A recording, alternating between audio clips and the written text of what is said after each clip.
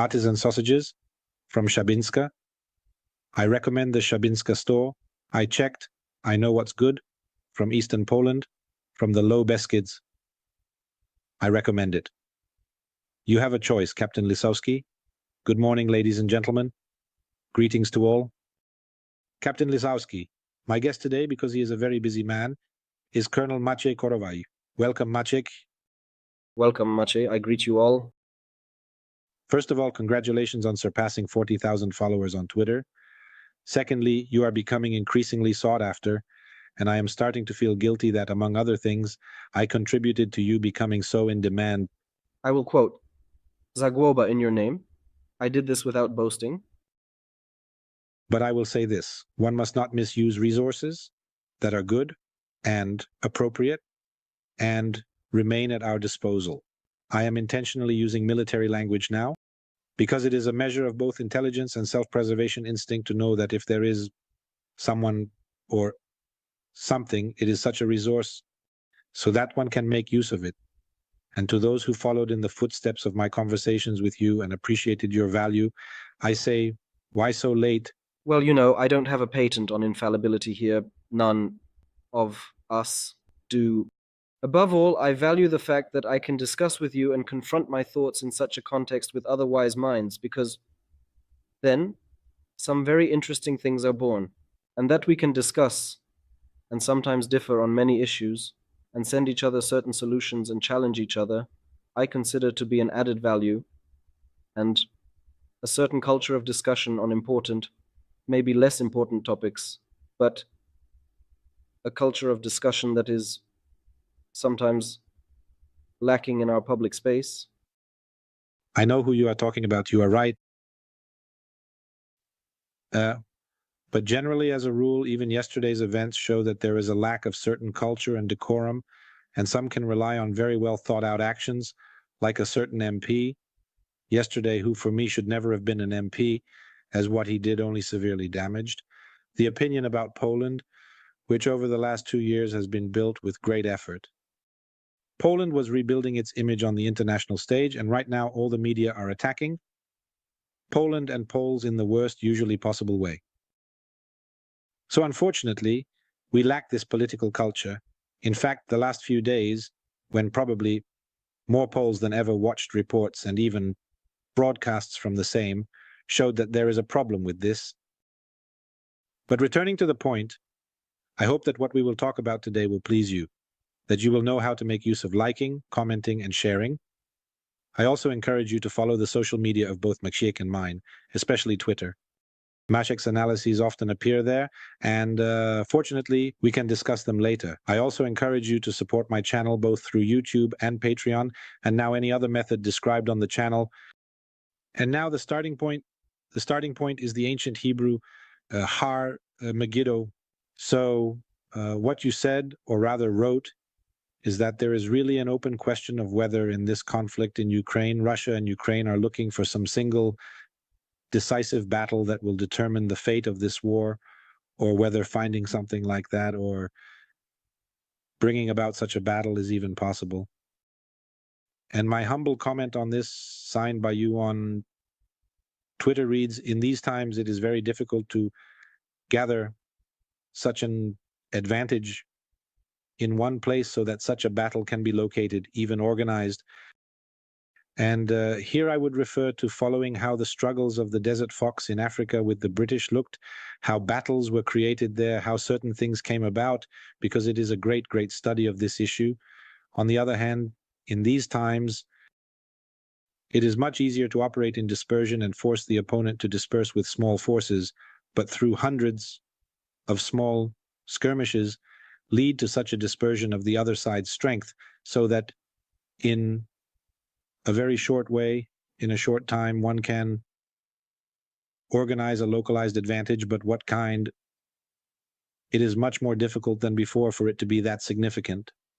And trying for certain resolutions, but the basis is a large number of small skirmishes lasting in what I would call a continuous mode, aimed at exhausting, engaging, and at the same time, importantly, the role of individual firepower is growing very strongly, I would say exponentially, and we are no longer talking about a line of battle, but we are talking about the space of battle because it has length, width, height, as well as depth below ground level, as shown by the Gaza Strip, and is defined at a given time, and the means of combat that exist operate in all these dimensions. Yes, certainly. That is the starting point. I approached these issues a bit philosophically. I also showed this analysis somewhat from a different perspective, in a way, somewhat so that it shouldn't be forgotten that certain things we consider in security matters, using the example of the war in Ukraine, are also numbers in particular. You will also write about these numbers soon. Interesting to write something philosophical once and something purely about numbers another time, because a good analyst can move in one area, and in the other at least should, because it gives some great space. And about this space, what Maciej says, that this war actually requires space. Despite these very small forces involved in the tactical dimension, they are being realized, but what has now inspired me to expand this topic in our discussion is precisely this space, which essentially no longer encompasses geography, but also includes cyber issues, social issues, economic issues, and this war, from my perspective, looking through Russian eyes, does not really have the goal of annihilation. It aims to achieve certain political goals in a long-term and even global dimension. This Ukrainian war is something, one could say, a proxy for achieving goals by Russia on a slightly higher level. I will also write about this soon. Here I am looking at my reasoning on this topic a bit. However, I also challenge you regarding this issue that the war in Ukraine is a war that generally opens a certain chapter in Russian politics, which I call the projection of aggression and the achievement of political goals not through economic political methods, but simply through brutal aggressive means, placing Ukraine and what is happening in Ukraine as an example of what Russia is capable of and what danger it can produce, especially since it concerns our borders, perhaps not directly because I believe that Russia's hands are a bit too small to reach us. Here to choose rather looks at us in terms of threat, because usually what it fears humiliates it terribly, and we have recently been terribly humiliated online by the Russian Federation. However, the situation of the Baltic countries, Lithuania, Latvia, Estonia is very important, even though we have the Baltic Sea in somewhat better condition regarding security issues. Regarding Sweden and Finland's accession to NATO, the Baltic countries are still the most exposed to this projection of Russian aggression, due to the large Russian diaspora on their territory and the possibility of penetration into many aspects of life, or rather all of them. But you know what? You started from what I said about the battlefield. I already called it more of a fighting space. You moved to the space, I would say, confrontational space. Because this confrontation, not necessarily kinetic, extends to all those aspects you mentioned. You raised it to a higher level. Okay, very well. I accept the challenge too. I will try to write something interesting on this topic, but let's agree. You look from above, I will look from below. We'll see how many points of contact there will be and where will we meet. Yes, we'll see where we meet. The second issue, Russia. At this moment, as it operates, I see a certain analogy to history. It's always worth looking for them. The twilight of empires, that means who ultimately overthrew the Roman Empire? Marauders. And what did they flaunt? They flaunted brutality, contempt for their own lives and for their enemies. What else?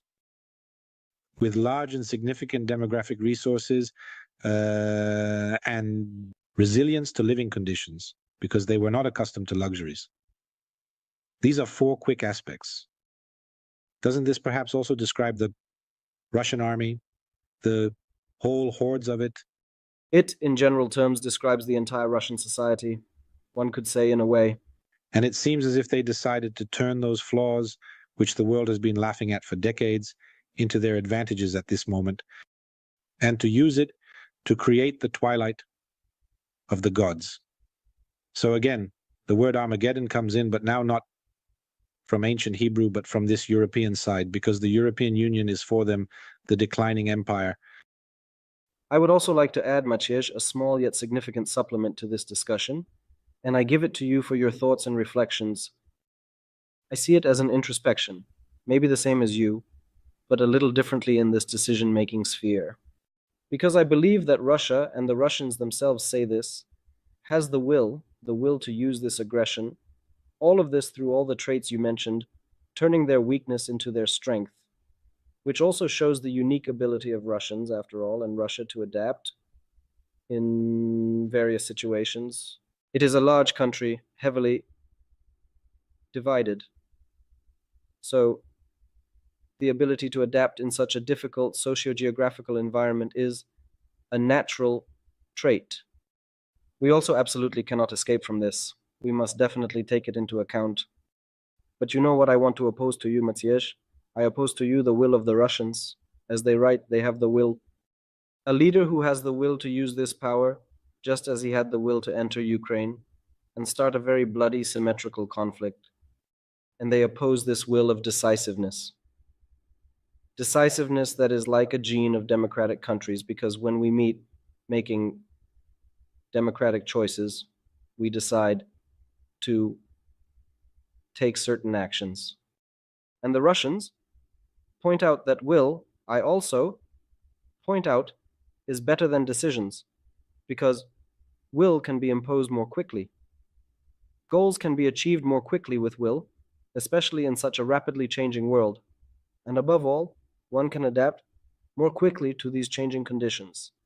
Even from a military perspective, let's shift a bit to our topic. Command is imposing will on your subordinates.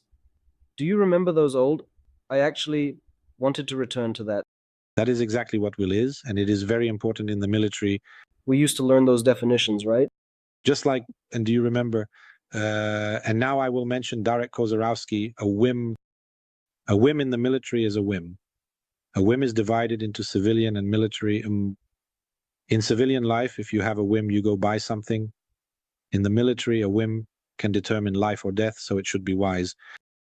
So here the Russians are indeed opposing, in addition to what you said, Maciej, an enhanced will against our decisiveness. And things will happen here.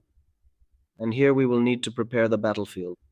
Here, they have an advantage right from the start, because for them, if they are able to skip the level of analysis, preparation, and decision-making at the level political, meaning at this moment above the strategic level, already this, I would say, political will, and they are able to translate it into execution directly, skipping that, which in our democracy takes a lot of time and requires consensus. They unfortunately have an advantage here. Well, yes, they see an advantage in decision-making here. But this is yet another advantage. However, there you still need to have resources and skills, areas where you can support that decision, because we can react quickly with our decision-making. The Russians did not expect a quick reaction to the act. The immigration issues that started the immigration war, they did not expect a spontaneous decision from the entire society helping Ukrainians fleeing from the war. This is indeed also a decision. It is a social decision that the democratic community makes based on the wisdom of ULA. And indeed, now you have it. I give you a challenge here. You need to build awareness as a democratic state through education, which will protect us from such attempts of foreign will through this awareness of ULA. But there is a large area to be filled with educational issues, but also with raising awareness of threats. Among other things, I hope we are also doing this in our discussions as well as... I will tell you that here I will refer to the recent conversations with Professor Daniel Boczkowski. This immunization and imprinting of certain negative phenomena, concepts, beliefs that we are currently dealing with, and doing this on such a wide scale as they do, are factors inspired, among others, by the Russian agency. This causes that with the effort regarding the vaccination of social awareness and the use of the phenomenon of ULA's wisdom, it is very difficult because even when ULA's wisdom worked, and Polish society, in an unprecedented way, I would say, in a world of compassion, helped. Ukrainian refugees here, millions of refugees, there were already those from the very beginning who attacked all of this, and they laid out on the timeline what to do, how to do it. It is clear that it was planned, coordinated, and at this moment, they are pulling out various individual elements from the past to show them now in the light. We warned about this, that, and so on. And this attack is ongoing permanently. They withstood the pressure of goodwill, and waited for the moment when the level of fatigue from indifference would be appropriate to proceed with renewed action. And here, psychotronics, psychohistory, social sociology, sociological, management, someone, I believe, has invested quite a lot in this type of research, work, and experiences, and it is being implemented for use in our society. I think I will someday write a quick, brief analysis regarding the cells dealing with such technopsychology in the Russian Federation, one could say. They are already moving away from those elements of social shaping. Imagine that. And technology has already entered our lives so much that they are considering not how to shape society, but how to shape the individual person, meaning influencing the decisions of individual people.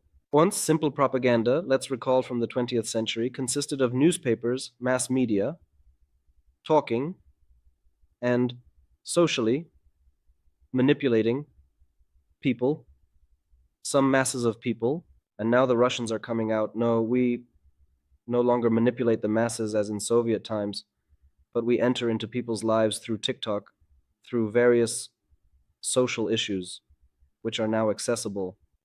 We also function in this area, so in a way we also receive, and we ourselves are subjected to various influences. Of course. But here the Russians have come to the conclusion for the first time that a slave does not make a proper worker, and decided to abandon pure fear, which played a significant role in all those elements you mentioned, because the fear was not to go to the mass event, the fear was then not to absorb a few sentences to prove to everyone I am aware of what is happening, what the party expects from me, in order to survive and endure, and so that no one else could point a finger and say, but he wasn't. And then, even at a higher level, he was there, but he did not behave enthusiastically enough. Such things are still happening in North Korea. Now here you see they are moving away from those mass things when it comes to the community, but they strike with fear on these issues, let's say geopolitical, strategic, because there, Russia will want to achieve these goals through the projection of fear. They show, listen, I can wage a war on you like in Ukraine, and Ukraine at the moment, let's say, is standing civilizationally. It has deteriorated, or it is even slightly declining. Russia endured this, restructured its capabilities, but also utilized fear. Fear, for example. The United States before the collapse of Russia and the Prigozhin rebellion. This is what I once wrote about what I noticed, because maybe it was already visible earlier, I just noticed it quite tangibly then. I already touched on this Russian strategy, which I believe has nothing to do with the situation inside Russia, where this consolidation is getting stronger. There is no possibility of any social rebellion. Pay attention to the number of victims. Maciej, there are none. In the space of even the Soviet Union, the number of such victims would exceed, for example, what was in Chechnya, and previously what was in Afghanistan multiple times, and what those conflicts led to, as well as the socio-political changes in the Russian Federation, Soviet Russia. And now it is completely different, meaning this consolidation by Putin and this social engineering, by the way, I am discussing this today. I will publish it because I read one of the very interesting contemporary Russian philosophers, essentially, let's say, the ideological father of Putin, namely Dunin, and there are a few interesting points. What? Dunin or Dunin? Dunin. Dunin. Yes. And he presented a few interesting points here regarding us, but also their attitude towards Russian society. And I called it a game. As a fun challenge, and we will explore what title I will write for it today. If I read it again, then a title will come to my mind, so I'm spoiling a bit what it will be about.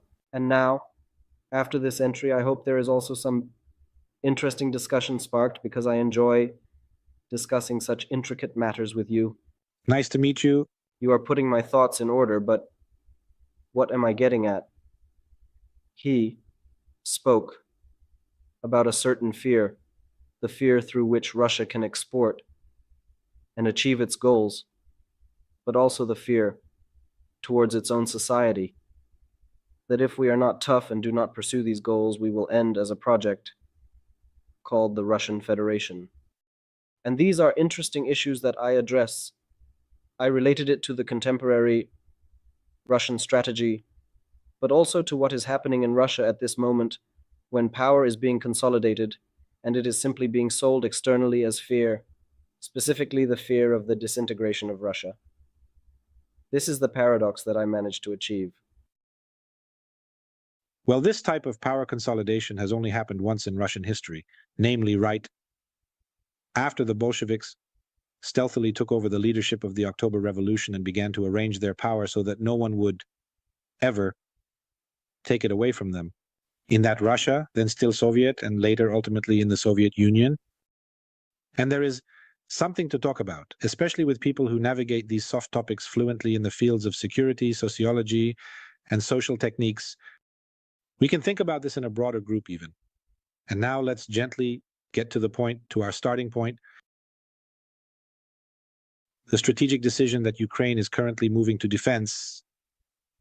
The reasons for this are that the streams of aid packages from the United States have decreased. Declarations and streams from other countries are emerging, some of which are increasing these streams. We are talking about, for example, European, Scandinavian countries and Japan.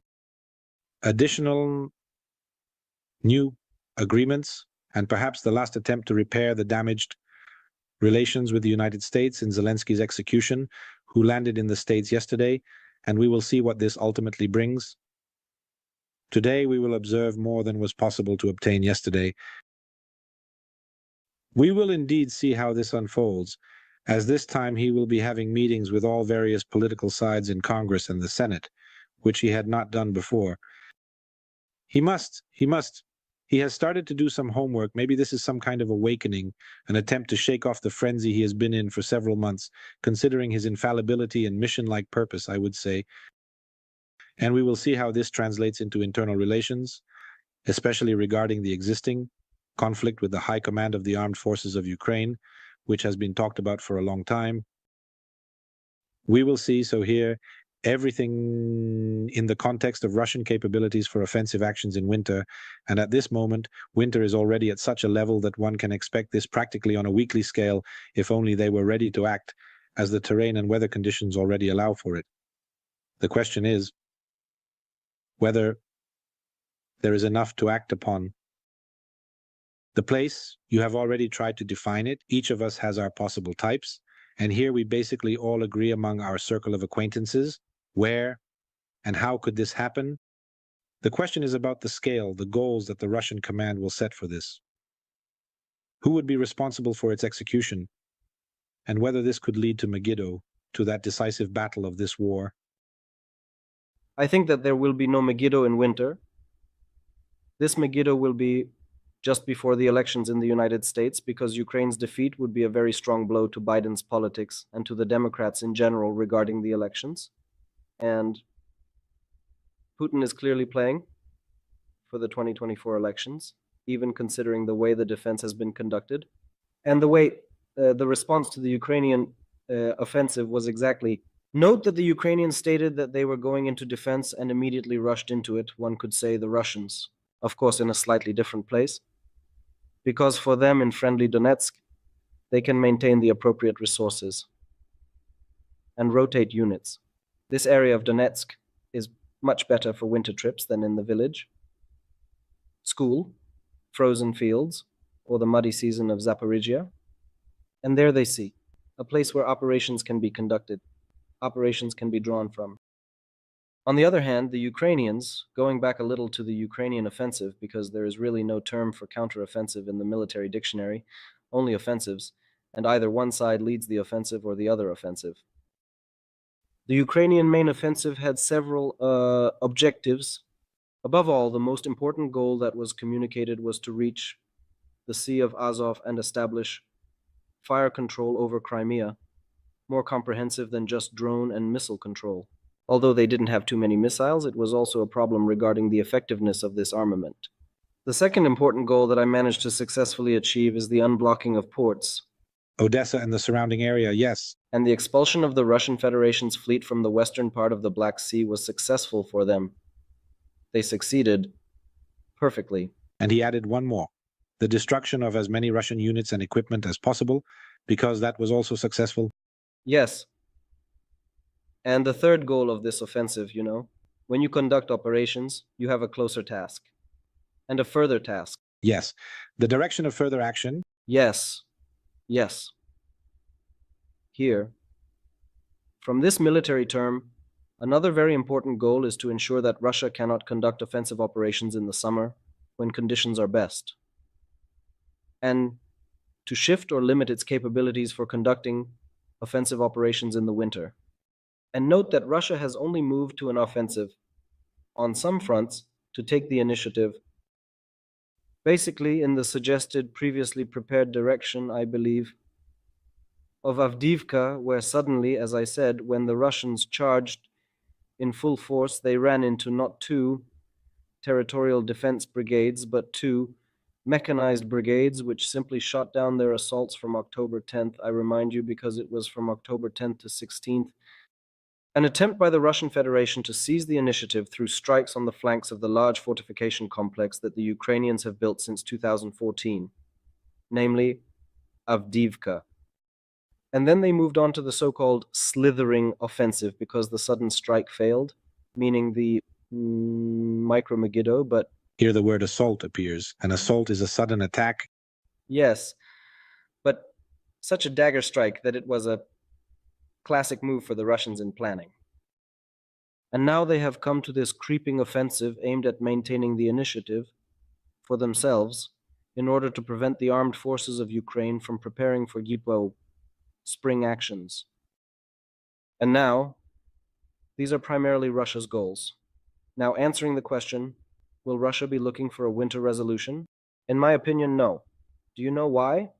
Because the reserves that were prepared were thrown in at about 20% per month, here a month, there a month. If these were reserves thrown in, as it was done during the first wave of mobilization, where 300,000 troops were immediately sent to training grounds, what got clogged for them, and part of the troops were trained, or the troops were untrained, that was the whole story of last year. Because now the Russians, for example, have just expanded the training ground system, built 2 additional ones that are already operational, and 7 more are under construction. So in my opinion, those resolutions will only come next year, in 2004, specifically for the elections, considering the amount of troops being added, gathering grain by grain, well, that full combat readiness. And here I remind our listeners that in Russian doctrine, preparing a green soldier to the point where he can fight, but in a combat system, that is in a brigade, in a platoon, in a company, in a battalion, regiment, brigade, division, takes 96 days. In just under 30 days, you can simply train an ordinary soldier to know which side to shoot from, and my friend made me wings and noticed I could still hit the opponent maybe 2 times. That is 30 days. That is such a minimum. However, to coordinate a platoon and company to practice certain tactical solutions, as the Russians say, for the unit to carry out the full range of combat actions according to its purpose, that takes 96 days. And when they only throw in about 20% of those few thousand they can prepare monthly for this 96-day training path, well, those elements are a bit too few to conduct a large offensive, but at some point they will accumulate, and that accumulation will be right around the time of the presidential elections in the United States. The 3 months preceding the elections in the States, so let's say November is the election, we have October, September, August. This would align with what happened in this year, when both Ukrainians were still actively engaged in August and September, but By the end of September and the beginning of October, the Russians joined the actions. So this time of year will definitely suit them. You mentioned how long the coordination and training period lasts. Those 96 days almost wrap it up. Maybe so. Certainly the training level of the company and the operation of the company within the battalion, but not yet battalion exercises. No. The Russians managed that according to this new model in 96 days. This is from time W, not time P. From time W, well, there is one condition here. A trained command staff must be present, and they have a problem with that. So I believe it will be more of a makeshift effort. That's my assessment, looking at the scale of their successes in current battles. You know what? They want to solve it systematically. They are building instructor staff, pulling this instructor staff from the front. There is even a so-called program for delegating part of the combat experience of soldiers, especially non-commissioned officers and officers, to training grounds for the instructor staff to prepare them methodically. I wrote such an analysis on this topic, as in the solutions, because it is a very interesting article from Shoigu's speech with the command.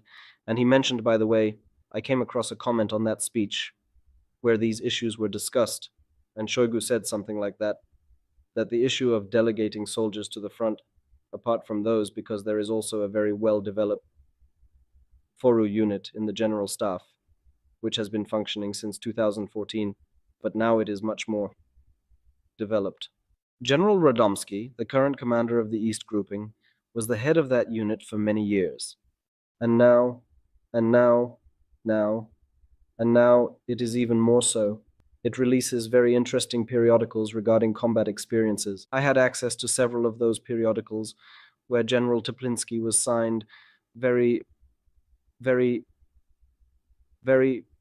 one of the better generals, in fact, but in opposition to the Chief of Staff and the Defense Minister.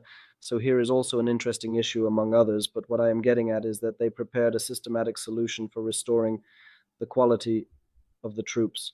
Because the Russians never had too much quality, and the Ukrainian offensive severely degraded that quality, as they lowered the quality of their units at the expense of quantity, and now they have to restore it. Am I remembering correctly now? They are approaching the recovery, or rather the creation of quality in their army, with a top-down command system. And when I recall the book by Norman Schwarzkopf, the general, the author of the entire concept of Operation Desert Storm, who carried it out, in addition to inventing, developing, planning, and executing it, training beforehand. Yes, training. In his book, which I read, in the memoirs at one point he described the state of a certain degradation of the American army, for example, in Germany. Yes, and they started from what?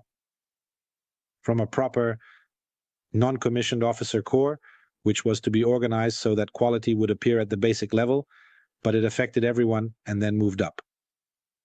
The incoming flight, the incoming flight, the incoming flight. Now he was doing it, at least in the announcements of the shock. I don't know how it is done in reality practically, how it translates to the front. I'm not saying that they will do it. It may turn out that it won't work for them for various reasons, but one must appreciate the skillful recognition of the problem and the attempt or undertaking of a systemic solution to this problem. Because, interestingly, Maciej, Shoigu also said that, of course, the instructional methodological documentation is important, as it will be the basis for training.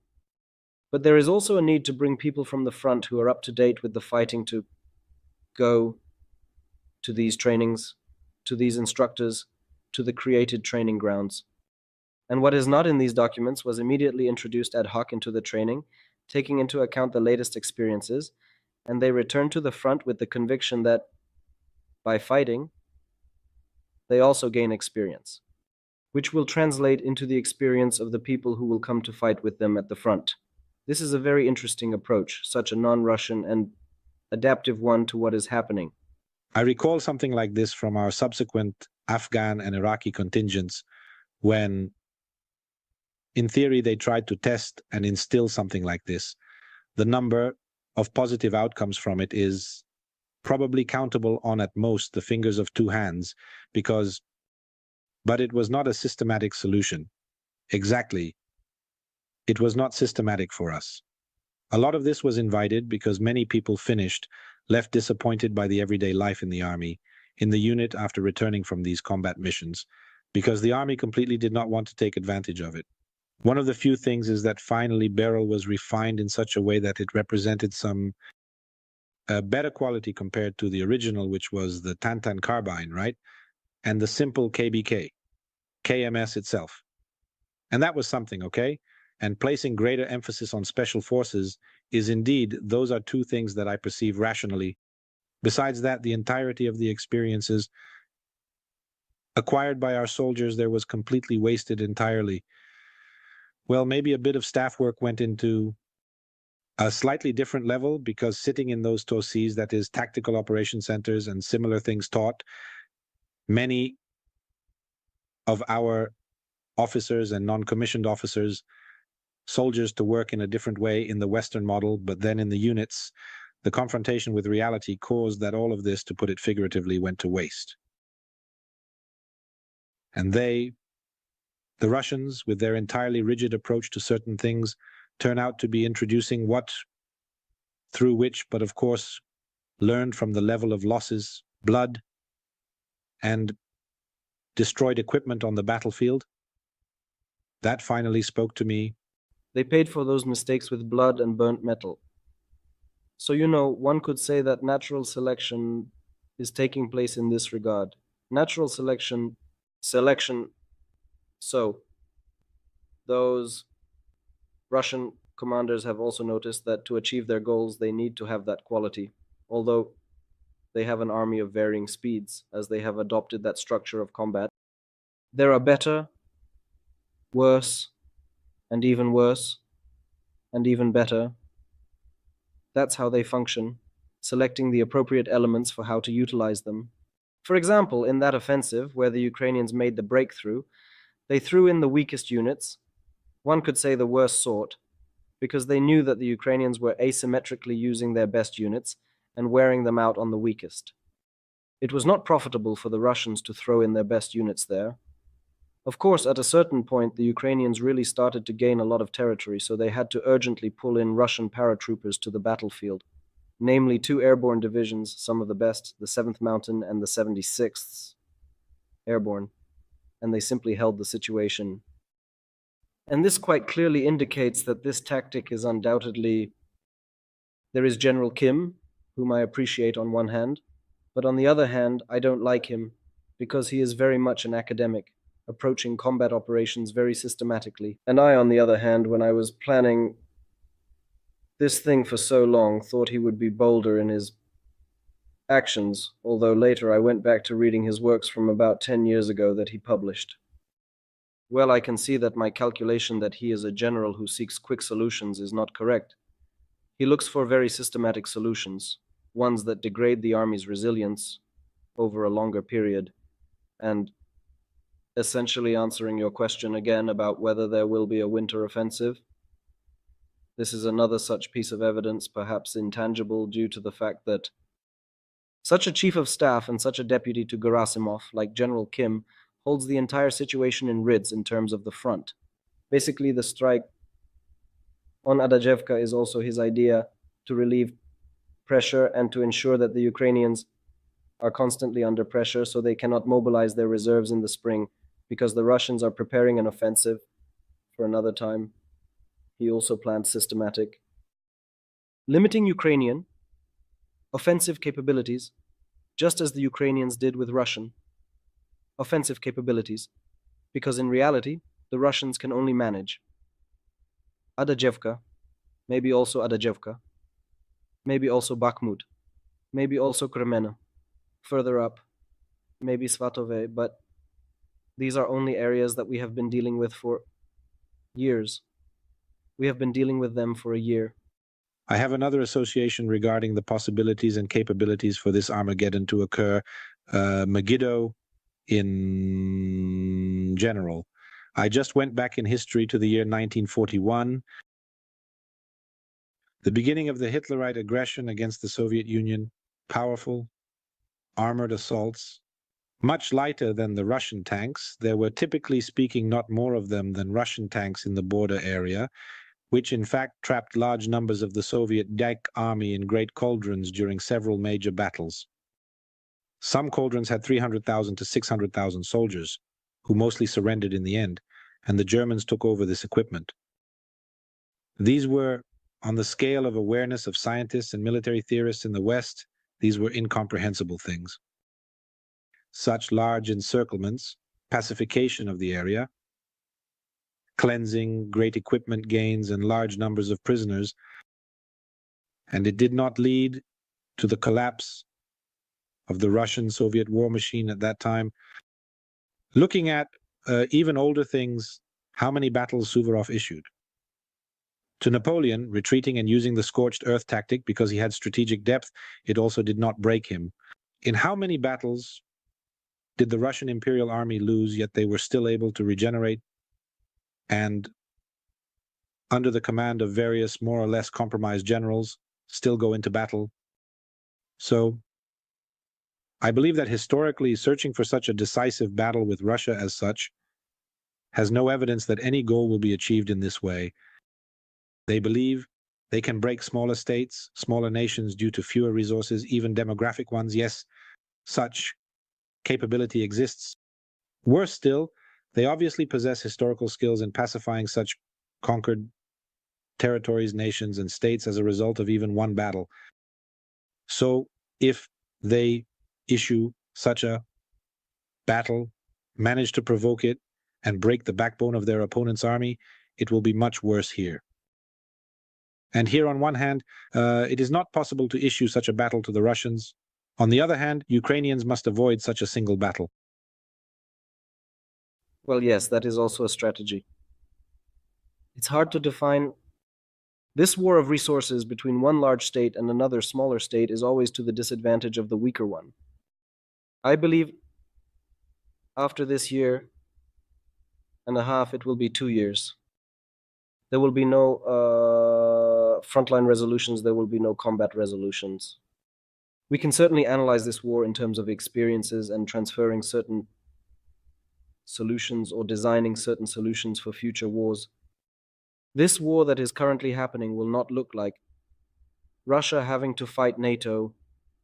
It is a completely different dimension of combat. And the Russians, I will tell you honestly, are preparing in some sense for a confrontation with NATO.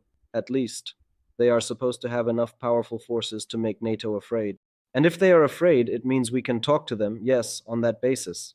On the other hand, we must do everything so that we are not afraid of this, and to take away the argument of fear from the Russians, because then the Russians are left without a sword and are defenseless against us, because he did not achieve his goals in this way. And the Russians realize that if we are not afraid of them, it means they are not effective, and if they are not effective, they are not interesting to other players, whether from the geopolitical south or even for China, because why would they need Russia, which is not effective as an ally? Yes. Moreover, just today I saw somewhere a fresh article flashed by me, which I haven't read yet, just the headline for now. In this translation, it is mentioned that philosophical considerations have just recently come to light from a theorist of Russian military affairs, stating that Russian art and military doctrine have demonstrated superiority over NATO because on the battlefield it is as it is. Well, that is so Russian, you know. I also analyze... Bending reality? You know, when I analyze the Russians, it's like being afraid as if I were just running around the house without doorknobs sometimes. But you know, I did that my whole life and I had to learn to run there and not hurt myself, at least in my head, because I could probably write nonsense too. I might have also written some nonsense sometimes, but that's why I gladly confront it with different people just to maintain this work hygiene. But indeed, there are certainly a lot of peculiar and strange ideas and concepts there, but also we also need to look at these global or philosophical things, which we started our discussion with today, Maciej, but we also need to pay attention to the small things at the very bottom, what is happening, because, for example, the Russians are introducing reconnaissance battalions of motorized infantry and armored brigades, meaning there are no battalions, there are 3 tank battalions. There is a reconnaissance battalion of motorized infantry. There is no longer an independent reconnaissance company in the brigade. Besides that, There are other elements, this regimental artillery group, because this division will already be mixed. It will not be solely barrel-based, but will be barrel and rocket-based. Of course, anti-tank on the right. There are certain changes here, and there are certain changes in the tactics of using tanks. These are no longer formations that our valiant soldiers practice in tactical exercises on maps where large tank formations advance from Brest towards Warsaw. That's not how the Russians will conduct an offensive now. More specifically, because I recently received a very interesting book from a friend in Japan, whom I also greet, I hope he watches me from time to time, about Chinese tactics, conducting offensive military operations, and there, as I carefully and meticulously read the very latest and most recent Russian documents, what, let's say, textbooks, outlines for learning in relation to what the Chinese write, I suddenly realized that, wow, this is similar, very similar, even copied, so to speak. And now I see certain interesting areas for research, at least for me.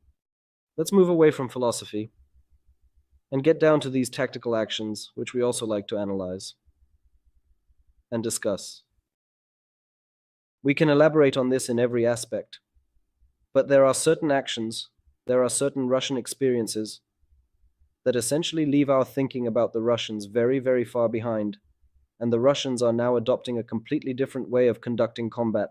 Moreover, this war has also shown that fighting with such a level of access to information from the battlefield will look completely different. Yes, they are adapting here, launching a large production of drones. They know which units have proven most effective, and to be honest, it looks a bit like they decided to increase the number of airborne assault units due to internal competition, not necessarily calling them airborne assault units.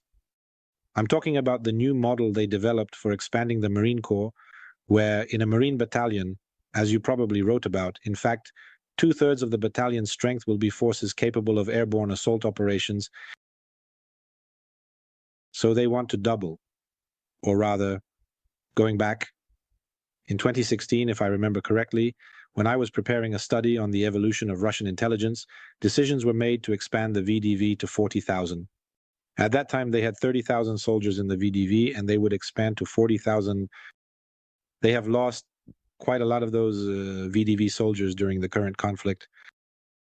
They largely replenished from reserves, bringing in contractors and the like, also relying on a certain esprit de corps that exists in these units.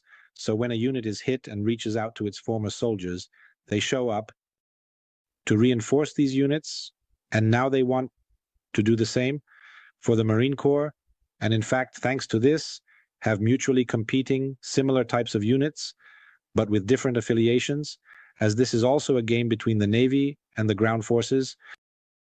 I mean, the Russians want to establish a divisional level in the Marine Corps, and one division is to be for the Navy.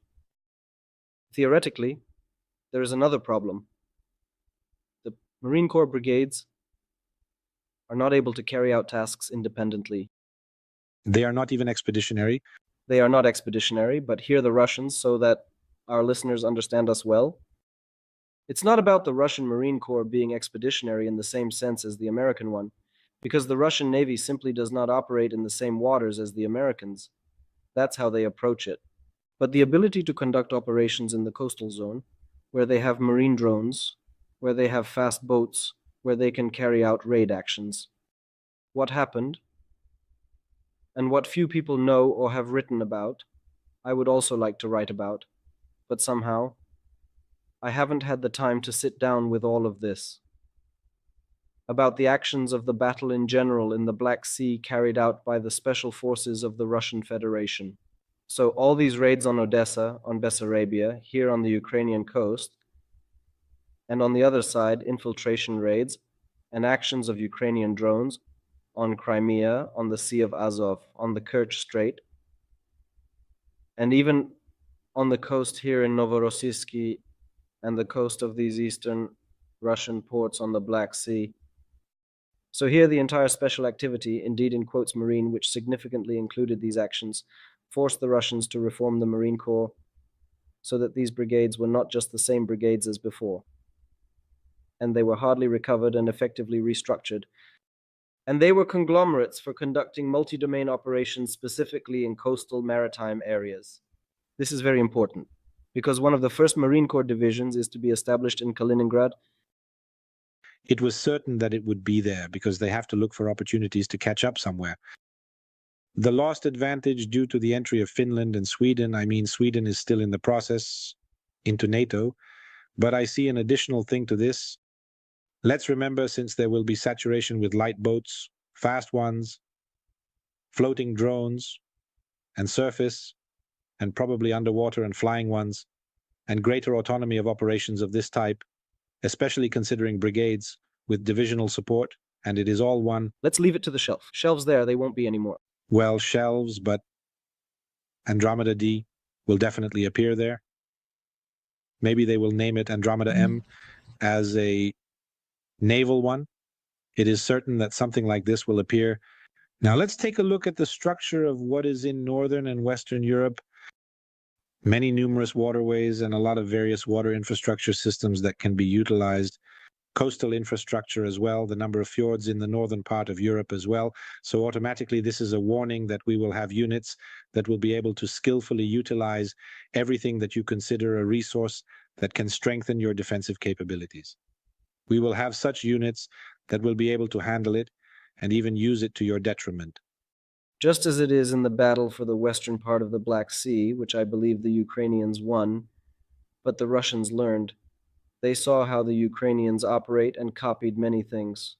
To be honest, what the Ukrainians did was not entirely their own invention. The Russians are going in one direction, going in another direction. Instead of disposable kamikaze drones, they are more focused on vehicles, reusable, with high autonomy. Autonomy understood as being able to operate in the area, 24 hours non-stop, having the appropriate amount of power, whatever, everything, communication, and not just sailing to hit the side and detonate. Well, there is also the problem that, at least in the Baltic Fleet, they know that this Baltic Fleet is essentially in a losing position. There will be 5 submarines. Yes, but this will probably make it a bit easier for them to maintain some defense and maritime awareness, while all those smaller ships are supposed to escape to Lake Ladoga, and they are already training for that, for example. Yes, they are training, conducting hydrographic studies, because these are very deep glacial lakes, very deep, and there, naval units of reasonable sizes can easily navigate without issues. Pejmus Ladoga, absolutely. Let's remember that they will definitely return to the old tradition of having small submarines for sabotage and diversionary actions, and there is a lot of infrastructure of this type. Besides the infrastructure that can be damaged, there are those chemical weapon depots sunk after World War II, which, if poorly shelled, can cause what? Necrosis on our beaches for many, many years to come, and this is a problem that I will want to revisit with my colleague Paweł Zaryczny in the near future and create material about it, modernizing and reminding about a certain program that once appeared to help the Baltic states deal with this ticking bomb in some beneficial way of all the countries in this maritime basin. But for now, this threat is also one of the advantages that the Russians can exploit, because they know very well where they dropped all of it. Well, you see, we are again entering the projection of fear with a bracket. Everything the Russians are doing is meant to awaken a certain fear, unease. We need to implement something to counteract. Or maybe it's better to negotiate with Russia so that they don't do this. And then there will be peace and we can develop. Of course, giving something to Russia in return, doesn't that perhaps remind you of everything we started with in today's discussion? Absolutely. But let's remember, there are places in the world and countries that can only communicate in this way, and they can only respect a counterpart who can firmly oppose them, because all those who lay their ears back are treated as nothing, and sooner or later always are. They are being subjected to some kind of attack from the Russian side, and it can be both an agent-based attack to bring about politically favorable changes for Russia in a given country. It can be a kinetic attack, like in Ukraine. It can be an energy attack by attempting to deprive access to cheap energy sources that currently generate great turmoil in the German economy, and politics is indeed likely. You know, I will say with, as they say, a Russian saying, the victors do not judge history. Victors are not judged because victors write history. Yes, exactly. In such a literal translation, I said it in Polish. In any case, it's about the fact that we are facing great challenges and our new government is also facing great challenges. Great challenges. So I feel that, for example, I was asked how long Russia can regain full combat readiness, assuming that this conflict does not escalate into something more violent than both offensives. If we do not find that Megiddo, we will not find that the battlefield of the final resolution of this issue, when it comes to military matters, I do not see final military solutions from either the Russian or Ukrainian side. I already believe that this conflict will be resolved entirely in different domains. And at a shared table, Surely some table will be set up for this. Hopefully not the one with the red button, because there are also such Russian ideas to not back down. But this is also an element of fear and a conversation with a larger group of scared people, so to speak. And to this, there are the issues that this period, where Russia, in my opinion, will be pivotal, is the year 2004. Because I said that this offensive, which we are in a decisive period, shows us what this war looks like. The Ukrainians will reach the Sea of Azov. Basically, one could say that then Russia will be defeated, because it will already be a sign that we will indeed manage to maintain the offensive, and this war will take a completely different direction. And I see the year 2024 as another point of gravity before the presidential elections in the United States, or elections around that period.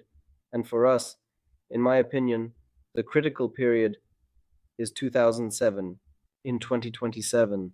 And this is the area where, from my calculations, considering what Russia has and how Russia is definitely building its allied base, because it is building, it may achieve its optimal level regarding fear projections, especially towards us. fear projections, but according to my data, especially those based on the economy, on how they have already exploited their equipment storage facilities and similar aspects, what their production capabilities are, and even what I still need to trace, what Politico wrote about the ineffectiveness of sanctions, largely contradicts what I have as hard data that they did indeed work. So for me, 2027 is not the year when they will have full capability, but they will have the capability of fear that they are already close any moment now, but it will not be that yet, and I am calm that it will take longer. Well, you see, we actually differ here, but not in everything. We don't agree on everything. I happen to be on the half-full glass side, where I see that the Russians have managed to maintain their economic capabilities. But I say, I am not a specialist. I look more at systemic solutions. I will still see during this period, I will probably make some adjustments to my forecast regarding those systemic solutions that we also mentioned here.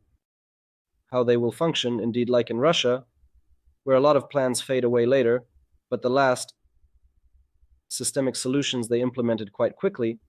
For example, by transferring all air defense units from ground forces from the land component to aerospace, which improved the defense of that rear hemisphere where the reconnaissance is no longer, the response is no longer as spectacular as it used to be, right? Because the Russian system has started to function a bit better. Similarly, the Ukrainian air defense system has been tightened. Both sides have increased their capabilities in parity. But here I say, the Russians' systemic approach to solving the problem. Two systems that were not contradictory caused a lot of friendly fire, meaning shooting at one's own aircraft in the initial period of the conflict, where most of the shots were from their own units, in terms of air forces. At least some statistics say so, at least the Russian ones. But it should also be noted that the Russians approach it systematically. They look at what needs to be changed. Notice how they prepared for this Ukrainian offensive. We talked many times about every element, even every direction. We analyzed it. And has anything changed? Did the Russians not do what we talked about at the beginning? Essentially, in May, June, during that period, we recorded and published They implemented their long-term plans regarding the fight against the Ukrainians. The shield wall held, half of the space was used to carry out actions. Operational space, yes. The Ukrainians did not manage to take 2 steps further to go beyond that half space. But this highlights the shortcomings of the Ukrainian command system. That is possible, because there is a separate section for it. Yes. It's best to talk to someone else among the Ukrainians. I won't comment on that. However, I just wanted to say that the Russians managed to remind us. Right now, I am currently in the process of preparing the upcoming rounds. I hope we will also discuss what will happen by spring. I have a few observations. We will see. We are already in a period, after such a decision point, after the Ukrainian offensive, which, as we said at the very beginning, achieved some goals, but they did not succeed in the main one.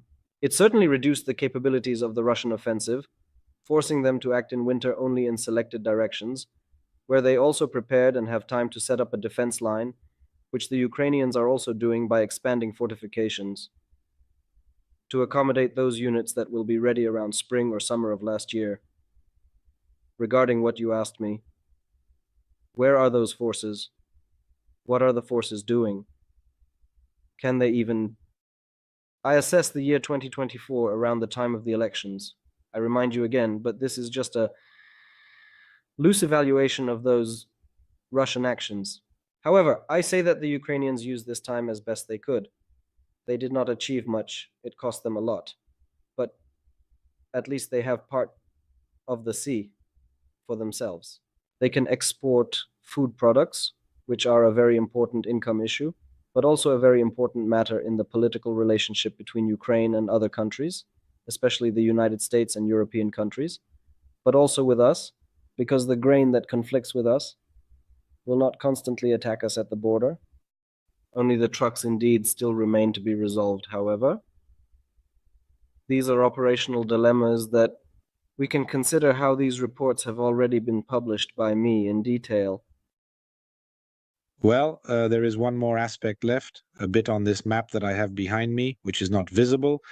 This direction is Kherson, the direction that at one point awakened expectations and hope, but I would say in recent months, a way typical of the Ukrainian armed forces has been so prolonged over time that it has ceased to be relevant.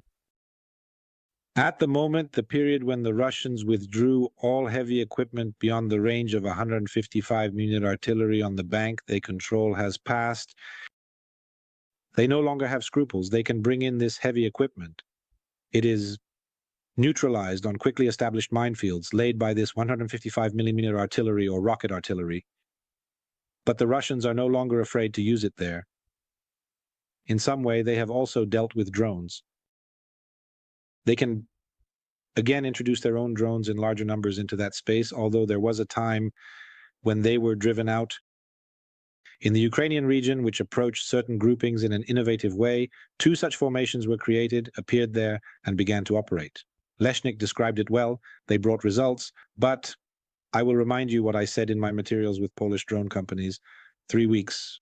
Approximately 3 weeks is the time when both sides can implement certain solutions, adapting, adjusting, or also coming forward with something in the field of electronic warfare and drones. And the Russians have managed to organize themselves there, unfortunately, in these respects, and are using heavy equipment to eliminate that foothold. And I believe that to a greater extent it is rather a lost, unused opportunity for Ukraine and the gathered marine infantry forces there. Unfortunately, they will either remain there or be used in another direction because the issue of that foothold in the Krynek area, unfortunately, was not well utilized by the Ukrainian side. What is your opinion? War is undoubtedly the mother, a cruel mother of effective solutions, and here both sides will always strive for success by all available means, and the cruelty of this fight causes these solutions to be very innovative and constantly evolving. In my opinion, the Ukrainians were also preparing offensive actions from that direction. They were supposed to be parallel to those in the direction of Tokmak. But the Russians immediately deactivated it, blowing it up in Krachovka, and for long weeks, even months, they simply cut off that direction. To such an extent that the naval infantry brigades, which were prepared for that direction, were later redirected here to Zaporizhzhia and fought here in Papiani, and that they have now been gathered. but they are actually in the north. Before the June offensive, they were prepared for actions here on the lower Dnieper, and later, when it was already destroyed, Kama in Krashovka entered as reserve units and appeared as if in the second part of the operations, here in the Zaporizhzhia direction, because it no longer made sense for them to stay there, as it was not prepared. There was no possibility. At the beginning of the last month, they were transferred back. Now this window has opened up, allowing for something to be implemented, but on the other hand, the pressure from the north, that is, from the direction of Tokmak, has weakened, and the Russians could transfer some of those resources which Teplinsky had there. Remember, we have 2 firefighting brigades there, so to speak, in quotation marks, brigades. The 7th, 104th divisions were appearing there. The airborne divisions. And suddenly it turned out that the airborne units were now appearing in the direction of the lower Dnieper, and they are oscillating, fighting once here near Tokmak, and once here on the Dnieper, and the speed at which they can move within the front is much greater than those brigades that have to move from Zaporizhzhia all the way to Kherson. I'm talking about the Ukrainians. There is the interior of a triangle, or rather an acute angle in which they are moving, while the obtuse angle is the place where the Ukrainians operate. So, here, Teplinsky knows perfectly well how to outmaneuver the Ukrainians in this regard and simply halted everything the Ukrainians had planned. They counted on the fact that if the airborne central units did not reach Tokmak, they would not enter here. But it turned out that they could calmly conduct a defensive operation in an oscillating manner. Very similarly to how the 74th Brigade of Black Zaporizhzhia from Biała Cherkiev operated when it came to aid the besieged Kiev from the north through the 35th Army of Russia, which once fought under Hostomel against the Russians from the 35th Army, and once appeared near Brovary and fought against the vanguards of the 1st Armored Army. The Ukrainians employed the same strategy at one time, so both armies learned quickly. The 17th Armored was the same kind of firefighter during the fighting in the area. Where it happened, it was south of Severodonetsk. Izium. No.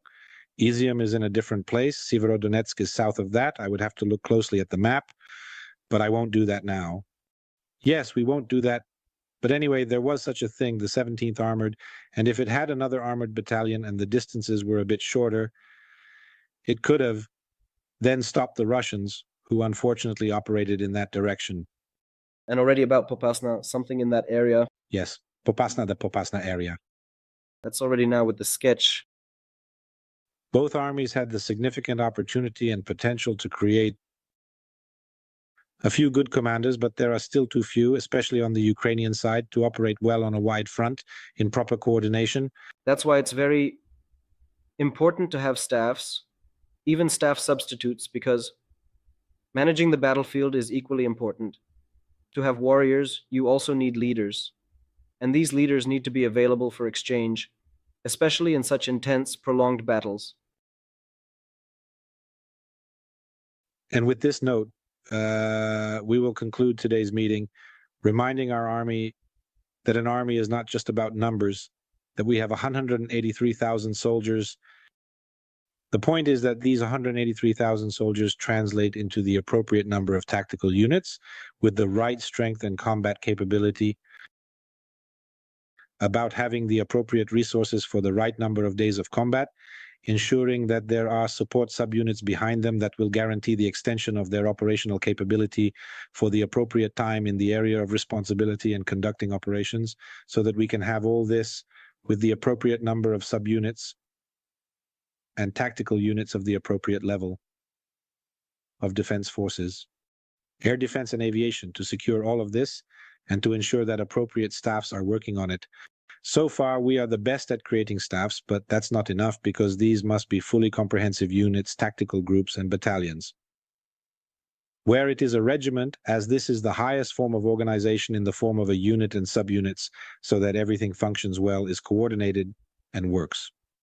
Therefore, equipment should be ordered in the case of artillery by battalions, everything that should be in such a battalion module, so that training is conducted comprehensively as it should be, and not just buying barrels, while the rest is left to chance, like buying tanks, for which technical support vehicles have been lacking for a long time. And because of that, in case of damage or getting stuck somewhere with the equipment, there would be nothing to evacuate and restore to operational status. There are many such examples. Question. We have conclusions to draw here. I have a question. Would you prefer to command 10 fragmented companies or 3 full ones? In a good situation, I take 1 full company with a platoon in reserve. Yes, abilities, once again, abilities and competencies. Only this leads to success on the battlefield. By quantity, okay. But any number of foolish sheep can be defeated if you have the skill to manage a team that can turn even that modest amount into very high quality on the battlefield. This brings to mind the series of films War of the Claw. I really recommend it.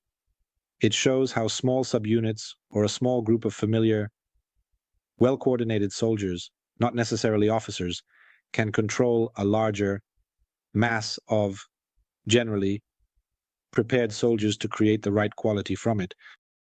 Exactly. And with this pleasant note, we conclude our meeting today. If you enjoyed it, I encourage you to like and comment, to share, to subscribe to my channel, to follow our social media, both Maciej Korowaj's and mine, to support my channel through YouTube, Patreon, and in any other described way. And the title that I managed to come up with in the end, because I had no idea what the title would be when starting our program, which is actually what usually happens. A little bit like on the spur of the moment, as it usually is. Yes, but that's how it should be. And that's how it works for us. The title that crystallized for me is Military Philosophy in the Service of Combat Operations. Oh, beautiful. I accept. Thank you. I wish everyone a pleasant next day, evening, and whatever else you desire. Colonel, Maciej Korowaj is saying goodbye. Thank you, ladies and gentlemen. Thank you, Maciej. Maciej kapitan.lisowski. Thank you all. Until we hear from each other, until we see each other, bye. Craft sausages from Szabinska. There is a shop at Szabinska. I recommend it. I checked. I know what is good. From the east of Poland, from the Low Beskids. I recommend it. You have a choice. Captain Lisowski